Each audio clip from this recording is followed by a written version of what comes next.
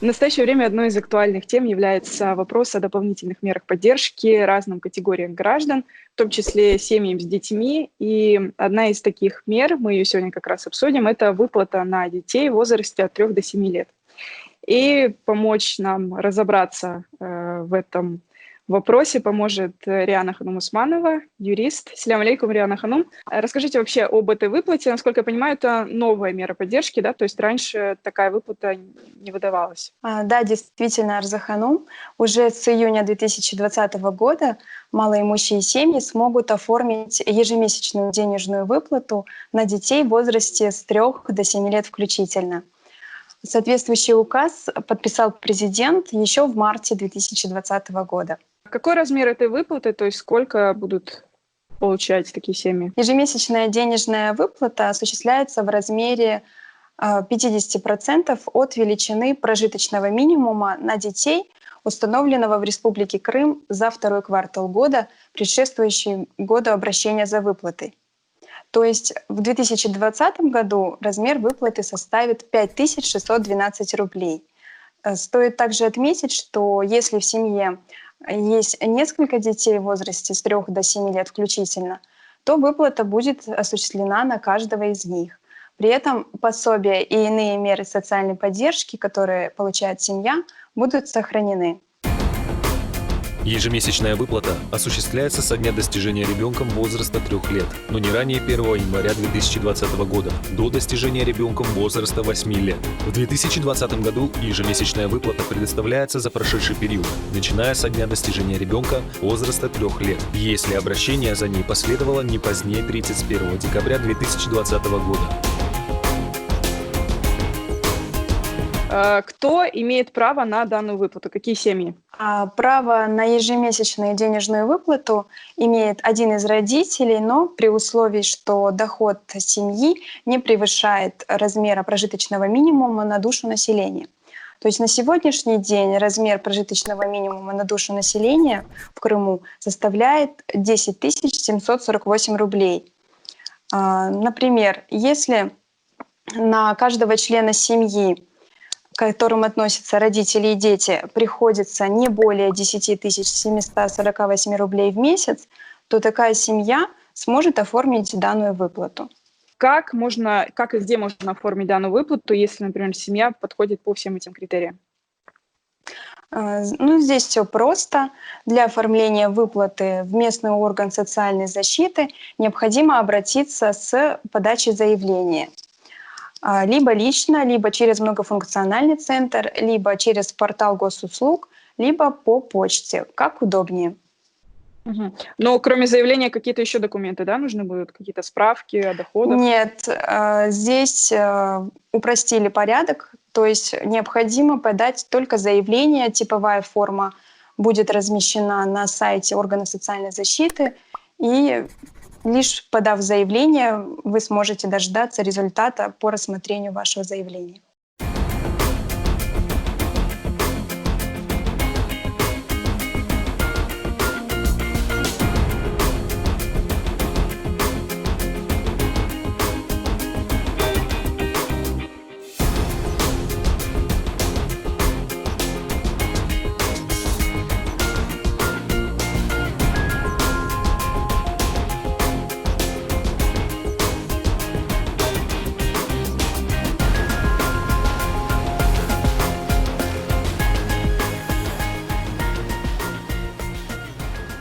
Сколько рассматривается заявление и на какой срок назначают эту выплату в случае, в случае положительного решения? Решение о назначении либо об отказе в назначении выплаты принимается в течение 10 рабочих дней со дня приема заявления.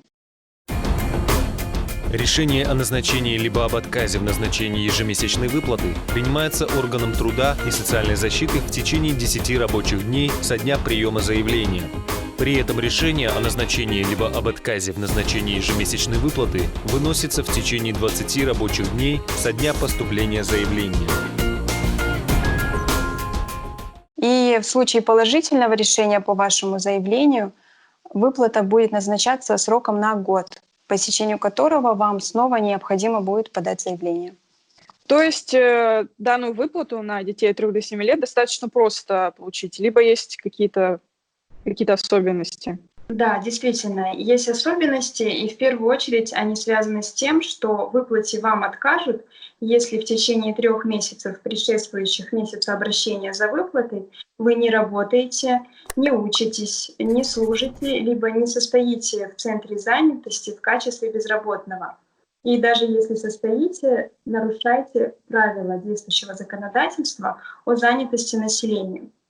Но при этом в законе также оговорены исключения из правил, то есть даже при условии, что вы относитесь к тем категориям, которые я сейчас назвала, вам не откажут в выплате, если на день обращения за выплатой, первое, вы осуществляете уход за инвалидом первой группы, либо за престарелым человеком, достигшим возраста 80 лет, либо который по заключению медицинского учреждения нуждается в уходе, либо вы осуществляете уход за инвалидом второй группы, который вследствие психического расстройства нуждается в таком уходе.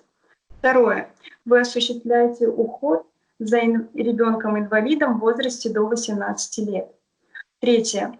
Вы осуществляете уход за ребенком, не достигшим возраста 3 лет. Либо за ребенком, не достигшим возраста 6 лет, который по заключению также медицинского учреждения нуждается в уходе. Четвертое, если вы обучаетесь по очной форме обучения и не достигли возраста 23 лет. Также, если вы являетесь беременной женщиной, вы также относитесь к категории исключения. Либо если вы являетесь матерью или одиноким родителем, который воспитывает 3 и более детей, не достигшим возраста 16 лет. И последняя категория, если вы получаете какой-либо вид пенсии, независимо от трудоспособности и ведомства, которое назначило вам данную выплату. В выплате не откажут тем трудоспособным, но не работающим, кто ухаживает за инвалидом либо за престарелым в возрасте 80 лет, ухаживает за ребенком-инвалидом в возрасте до 18 лет, ухаживает за ребенком до 3 лет, является студентом-очником, не достигшим 23 лет. В случае беременности – одинокому родителю, воспитывающему 3 и более несовершеннолетних детей, или является пенсионером. То есть при условии, что вы относитесь к какой-либо из категорий исключений, которые я сейчас перечислила, в выплате вам отказать не смогут. Вот такие нюансы.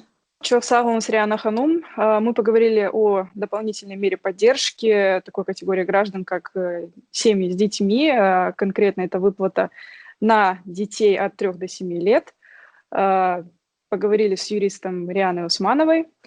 Sağ olunuz. Смотрите программу «Провокатор», будете знать, как защитить свои права.